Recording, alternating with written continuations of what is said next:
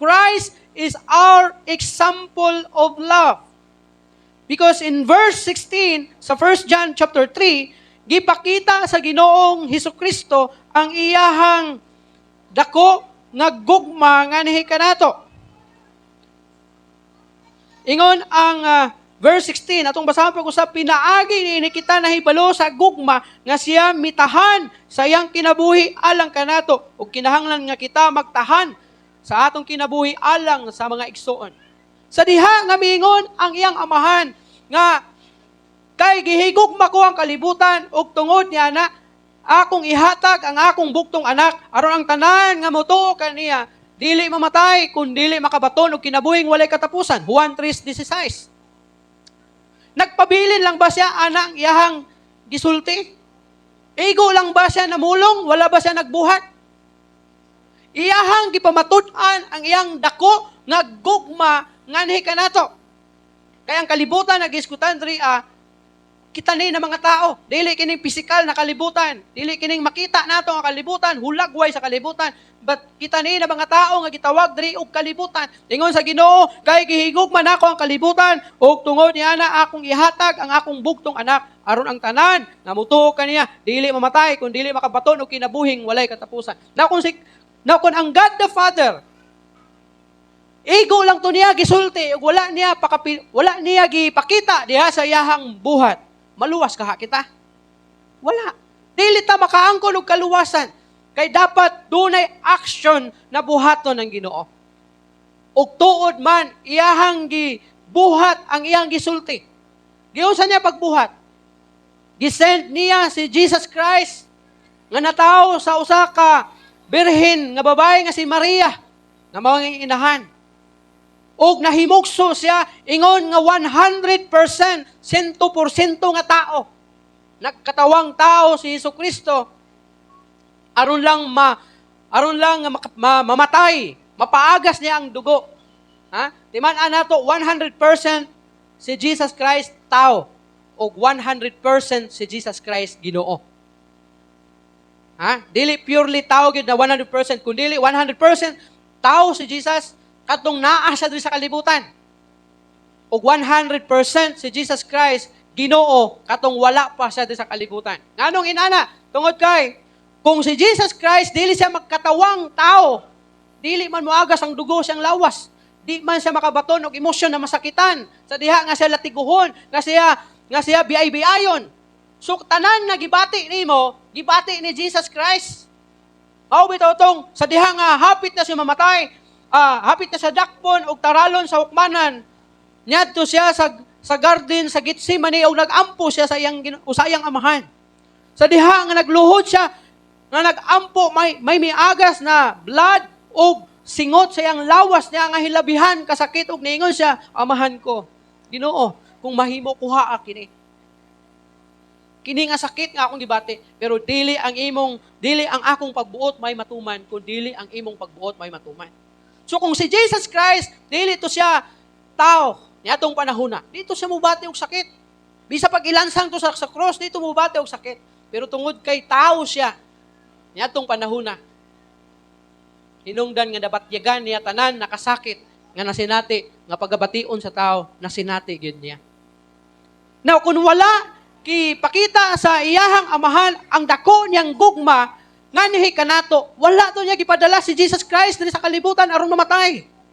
Iyan na lang unta nga gisulti nga kay gihigugma nako ang kalibutan ug tungod ni ana simba mo sa New Hope Christian Church para maluwas mo. Pero dili na ingon ni ana. Manang kung naay mo itudlo sa inyo magwali nga ang simbahan makaluwas, ang maayong binuhatan makaluwas, bakak na. Kay walay laing makaluwas sa tao, si Jesus Christ lang. Dili si pastor, dili ang imong pagkamanggihatagon, dili ang imuhang pagsigig simba maluwas ka. Pero nganong nahimo kang manggihatagon, nahimo kang nagasimba kay tungod naluwas ka. Dili kay mga lagad ka kay para maluwas ka, kundi luwas ka na hinungdan mga lagad ka sa Ginoo. Luwas ka na hinungdan nga magbuhat ka og maayo. Dili kay magbuhat kag maayo para maluwas. Kay kung maluwas ka sa maayong binuhatan, unta mingon na lang ang Ginoo kay gihigugma nako ang kalibutan ug tungod ni ana hangyoon ko kamo na magbuhat og maayo. Kay kun makaluwas ang relihiyon, undan ingon na lang si Jesus, ang Ginoo nga, kay gihigugman ako ang kalibutan, magpasakop mo sa niyuhok, magpasakop mo aning unsa man nga denomination, unsa man nga grupo, para maluwas mo. Pero nganong ang gigamit ang gigamit sa Ginoo, kay gihigugman ako ang kalibutan, ug tungod niya na, akong ipadala ang akong bugtong anak, aron ang tanan nga mutuo kaniya, siya, dili mamatay, kung dili makabaton o kinabuhing walay katapusan. So, kinsay makaluwas sa tao? Si Jesus Christ. Walay lain makaluwas sa tao. Kung nahimo ka mang matarong karon, pasalamati ang Ginoo. Kay tungod na, kay giluwas ka sa Ginoo para mahimo kang matarong. Kung anong nagasimba ka karon, pasalamati ang Ginoo. Kay tingali giluwas ka sa Ginoo, hinungdan nangalagad ka sa Ginoo. Pero kung nangalagad ka, kay para maluwas ka, baliktad na. Di na mao. Ha? Ingon that Christ is our example of love. Love is sacrifices. Unsa ang gugma? Ang gugma mo sakripisyo. Naga-sakripisyo. Kay kun si Jesus Christ or ang amahan mismo ni Jesus Christ, kung wala niya gisakripisyo ang iyang bugtong anak, imagine mo, si Jesus Christ, bugtong nga anak. Ikaw kung nakay bugtong nga anak, ipadala ba nimo dito sa gira niya mamatay? Si Artisa, kay bugtong pa man niyang anak. Oh. Kung doon ay tao, kung kay balo si Artisa nga, si Tupper, doon ay dautan nga mahitabo sa iyaha sa lugar, o niya nang dapita, o kay balo si Artisa, nga doon na nga di mauli si Tupper sa ilaha. Musugot ka sa Artisa na. Bugtong anak. Ipadala nimo dito dito sa Iran. Para matigok dito. Oh. Kasi moingon si Artisa nga, gihigugman nako ang mga tao sa Iran. Gusto nako tabangan sila dito Akong ipadala Tupper dito para mamatay dito. Napatay na. Di gid na musugot. Ano man? Bugtong anak, gihigugman niya.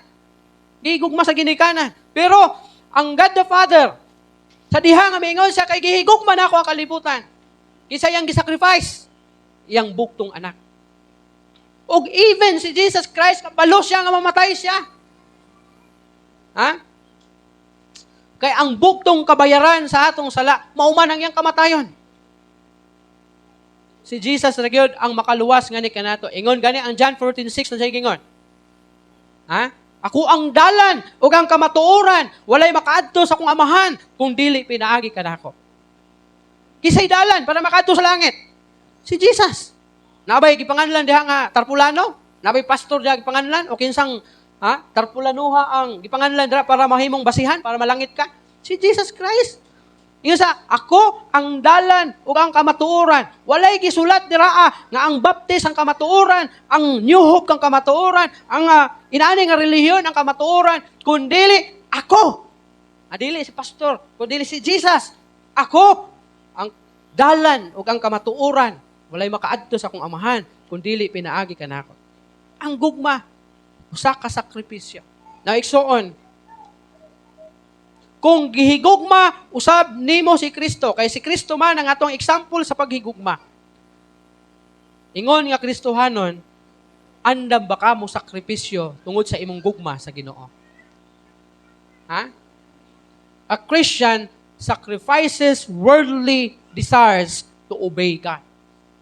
Dagan ka nato, mingon ta, gihigugma nato ang Ginoo. Gihigugma nimo ang Ginoo, gihigugma nako ang Ginoo. Halos tanan kita na mga Kristohanon, gihigugma nako ang Ginoo. That's why we are here. Pero ang problema, pag abot sa pagsunod, makasunod ka? Pag mingon nga sunod nako, makasunod ka? Sa diha nga si Jesus, may kaistorya siya nga tao, mingon tao nga Ginoo, musunod ko nimo. Masa ingon ni Jesus Christ. Ingon niya. Ay ingon tong tao sa iya, Ginoo ay magtutudlo, musunod ko nimo. Apan tuguti una ko nga muli sa akong balay aron paglubong sa akong minatay. Oh. Napoy isa gusto mo sunod. Ingon niya muli ko kay mananghid pa ko sa akong mga minahal sa kinabuhi. Masa tubag ni Jesus Christ. Ingon niya, walay magdaro, nga maggunit sa daro, nga magsigiglingi. Kung buot ka, musunod sa iya, pasaano nimo imong cross? Ug magsunod ka kanako. Daghan nato, gusto mo, daghan nato, maingon, naghihigugma nato ang Ginoo, pero pag abot nga, tawgon ka sa Ginoo, di mo mapamatud-an ang imong gugma sa Ginoo. You have to sacrifice your worldly desires. Ha? Ay, doon ako yung mga nailhan na mga pastor, nahimong pastor, na ang ilang kinabuhi, mas maayo pa, katong wala sila nagpastor. Mga professional, doon ay nindot sa trabaho. Pero sa diha ang gitawag sila sa Ginoo, gibiyaan nila ang ilang trabaho. And then puli ni sunod sa Ginoo. Oh. May usa ka basketballista na drop murag number 8 kung wala ko masayo. Basta nasa sa first round drop sa NBA. After 3 years, na nagdulag basketball sa NBA. Dili siya ultimo nga player. Kay first round, pick siya sa NBA. After 3 years, girenew siya sa usa ka team sa NBA og pila ka $1 million. Pero iyahang gidrop. Ano man, ang reason niya, mo-retire na siya, ingon nga NBA player. At the age of 21, kung ako masayop, 18 siya na-drop, 21 siya nag-retire sa NBA. Ang reason niya, nag-retired siya early sa NBA, kay magpastor siya. Can you imagine? Maunay tinuod na gugma. Kung mo yung kagihigugma ni mga Ginoo. Kailan mo ni Edward ba na? Itong taga PBB sa una? Oh, asa naman siya ron? Nag-artista pa ba siya? Wala na. Bagong giordinahan para magpastor. Si Berwin. Berwin ba na? O ka na? Asa naman siya? Nagpastor na.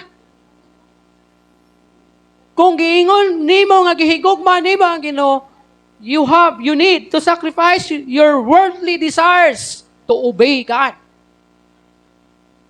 No? Another thing, love gives.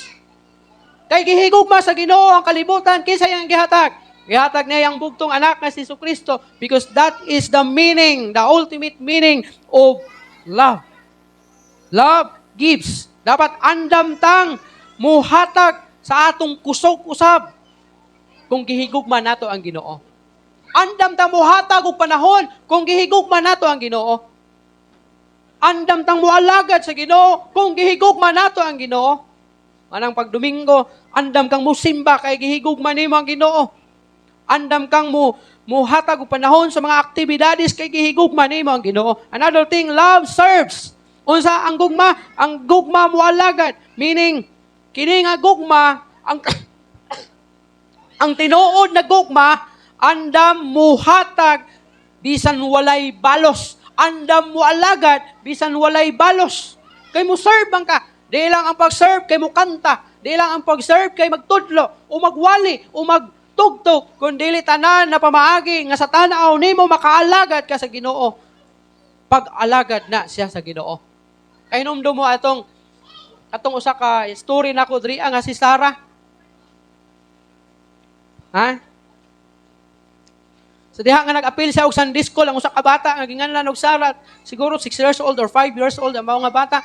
Nag-appeal siya og Sunday school og gingnan siya sa ingon ang teacher, nagtudlo ang teacher nga kun unsa ang naa sa imuha nga imo ang ihatag sa Ginoo pag-alagad siya sa Ginoo. Ang bata nga nakasabot nga si Sarah unsa iyang gihimo? Matag Domingo magdala siya og flower. Ibutang niya atubangan sa simbahan. Flower vase. Butang niya sa simbahan. Kay mautoy ang nasabtan, nga mautoy ang mahimo para mapakita niya nga nag-alagad siya sa Ginoo, nag-serve siya sa Ginoo, and then may abot ang adlaw. Siya nasakit. Nasakit siya og leukemia or cancer. Nasa sa ospital. Tingala ang mga tao, wala na yung flower, wala na nakita na flower vase. Kanya, ilang gibisitahan, and then may abot ang adlaw. Miadto si Sarah sa simbahan, gidala og wheelchair. Lingi ang mga tao kay tunga-tunga sa wali ni pastor, miabot si Sarah giguyod, agitulak. Then miadto sa atubangan ang mao nga bata. May gikuha siyang papel.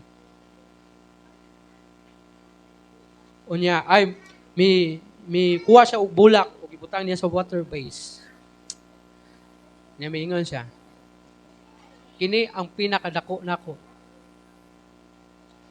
nga pagserbisyo sa Ginoo. Kini ang ako ang pinakadako nga pag-service nako diha sa Ginoo. And then pila ka adlaw namatay siya. And then mibisita tong pastor, nag-istoryahan na silang duha. Ingon niya. Nagstorya sila bahin kay Sarah. And then may kuot ang katong papa sa bulsa. Na ipapil nga gilukot, gisulatan ni Sarah. Ingon niya, ako si Sarah. Gamay man akong gihatag, pero dako sa Ginoo. Ingon niya, pastor, padayon sa pag-alagad sa Ginoo. O na, nga buot pa sa buot, bisan tanan, unsang klase nga pag-alagad sa Ginoo, pag-alagad niya sa Ginoo. Ha? Love gives even when it hurts. Kung sa daang gugma, ang gugma, muhatag, bisan kini, sakit para sa imo. Nagtuo ba ka nga ang God the Father, dili sakit para sa iya, nga mamamatay si Jesus Christ? Ba't kinahanglan buhaton niya? Kay mauray bugtong pamaagi para maluwas ka. Maluwas tang tanan. Kay kitang tanan, subject nga maimpyerno. Kay ngon ang pulong sa Ginoo sa Romans 3:23. Kitang tanan nakasala og nahilayo sa himaya sa Dios. Ug ingon ang Romans 6:23, for the wages of sin is death. Kay ang bayad sa kamatayon o ang bayad sa sala kamatayon. O nang takusta nga maimpyerno tanan, but salamat kay ang Ginoo padala sa iyang bugtong anak. Ang Kristohanon mo tabang bisan walay magtan-aw. Because love is not a possession. It is service. Ang gugma dili pagpataas sa imong kaugalingon, kundi pagpaubos o pagpataas kang Kristo diha sa imong kinabuhi. Ang gugmaw, love walk up Calvary, not away from it. Andam nimong sakaon ang bakilid, ang kalbaryo tungod sa imong gugma sa Ginoo.